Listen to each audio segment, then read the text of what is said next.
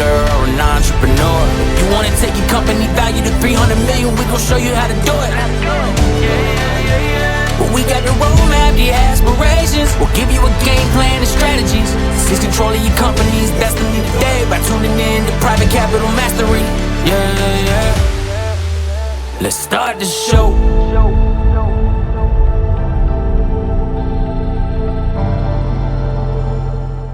Welcome back to another enlightening episode of Private Capital Mastery, the podcast dedicated to equipping entrepreneurs with the knowledge and strategies to master the art of the private capital markets. I'm your host, Brian Franco, and today we're delving into the topic that holds the key to financial success, titled The 5 C's of Credit. In the world of private capital, if you're looking for a powerful tool to help guide you through the intricate landscape of financing and lending, then the 5 C's of credit should be your compass. It's a framework that not only shapes your venture's financial future, but also empowers you to make the informed decisions that can impact your business for years to come.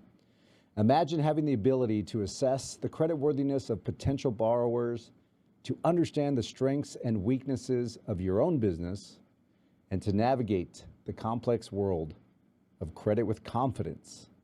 That's precisely what the 5 C's of credit offers. In today's episode, we're not just going to explain what each of these 5 C's mean, but we're going to dive deep into how you can apply them to your own financial journey. We will explore the real-world scenarios, share practical insights, and equip you with the tools to make the right financing choices for your ventures. So whether you are a seasoned owner looking to fine-tune your financial acumen, or a building entrepreneur ready to take the first step in securing private capital, this episode is for you. Get ready to uncover the 5 secrets of the 5 C's of credit and discover how they can be your roadmap to financial mastery. Today, I am joined by a familiar guest, Mariya Pylypiv. Mariya, how are you? Doing well. Thank you, Brian. Thank you for having me. It's good to have you back and good to be spending this time together. For those that didn't see us interacting on a prior episode, Mariya has co-founded several companies, of which one went public. She has her PhD in finance and is a masterful individual when it comes to guiding entrepreneurs and advising entrepreneurs when it comes to finding the right capital. And Mariya, you have a lot of different case studies that you've experienced in your life, and I'm happy to have you back to share those. Now, you've actually constructed the 5 C's of credit. How did you come about that, and how can one master the 5 C's of credit to secure the financial future of their own businesses? I think it's about being prepared. Understanding what capital providers are looking for will help you improve your profile and become a more desirable investment. So I think it's about understanding what they're looking for and fine-tuning your profile of your company. Yeah, in that process of fine-tuning, I'd imagine would be different for different businesses at different stages. Wouldn't you agree? Absolutely. When we're talking about the startups, then we're talking about mostly equity injections. When we're talking about growth, it could be a mix. And then more senior and mature companies, they will typically opt in for debt rather than equity just because of the cost of capital. Yeah, absolutely. Yeah, because, as you were describing, earlier stage companies have higher perception of risk and actual higher risk. So, stakeholders would want access to that equity because their return is higher, whereas a company matures in its lifetime and lifespan, debt becomes more realistic, right? And that debt could be used to recapitalize the business, to clean up the capital table, and to advance the growth through, various initiatives with appropriate use of those funds.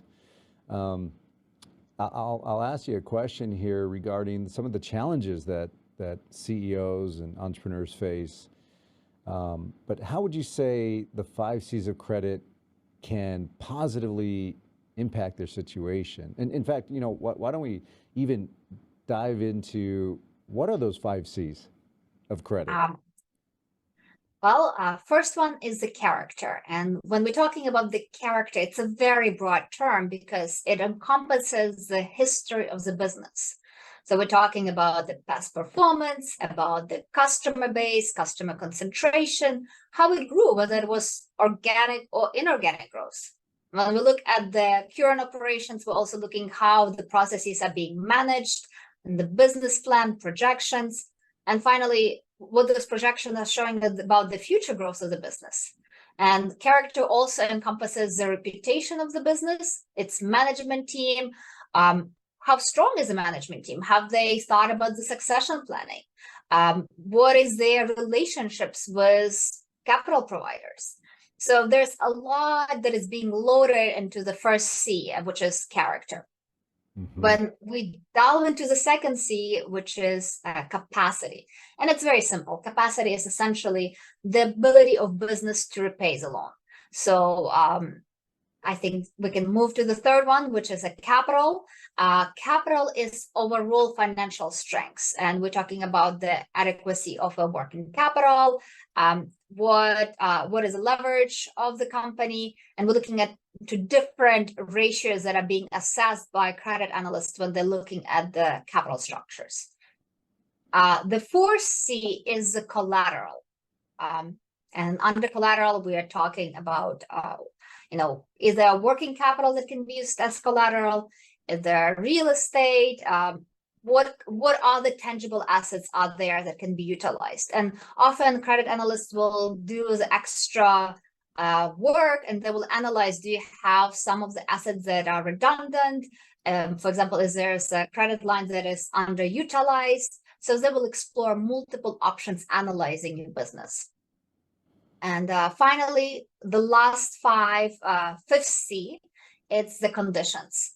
And under conditions, it's not only market conditions, industry conditions, or competitiveness of the business, but also it encompasses the conditions of the agreement that you're working on, the terms of the loan agreement.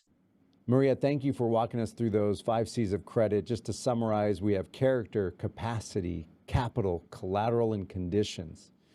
And you talked about character, and you talked about capital providers finding a way into an investment, and obviously finding and building a pathway out of the investment. Character is key there, and it's a great point. And we could probably spend an hour on each one of these topics, but the intentions here are to give nuggets of information to founders, CEOs, and entrepreneurs as they tune in to this episode. But let me ask you, what challenges did businesses that you've co-founded face, in how did those 5 C's of credit impact their situation? Because what you're unpacking here with these 5 C's is exactly how the capital markets are looking at a particular investment or loan opportunity, right? But a lender or a capital provider is not always going to be able to have the collateral, dollar for dollar collateral coverage that they're looking for. So if and when you face that, how did that impact your situation? Brian, that's a great question. So recently we've been looking for financing for one of the entities. And again, one of the ways 5 C's helped us is reputation of the management team. And because of that, we were able to negotiate terms with a bullet payment where the collateral was not strong, but the trajectory and performance in the previous transactions were very good. And I think character was a big pulling point for us at that specific deal, while collateral position was not very good. So Mariya, how do the 5 C's of credit help lenders assess the credit worthiness of potential borrowers? Well, it gives them a comprehensive view on their capacity to take the loan, where through the capacity, they're looking at the drivers for the profitability and growth. They're looking at various ratios. So that's one of their aspects that they are evaluating the creditworthiness. Then obviously they're looking at collateral. And under collateral, they will be looking at whether you have real estate, what is your working capital and accounts receivable, do you have machinery and equipment, manufacturing equipment, any vehicles, and that would be also considered into their decision making. Although it's not a priority, it helps them reduce their risk. But most importantly, what lenders will look at is your ability to repay.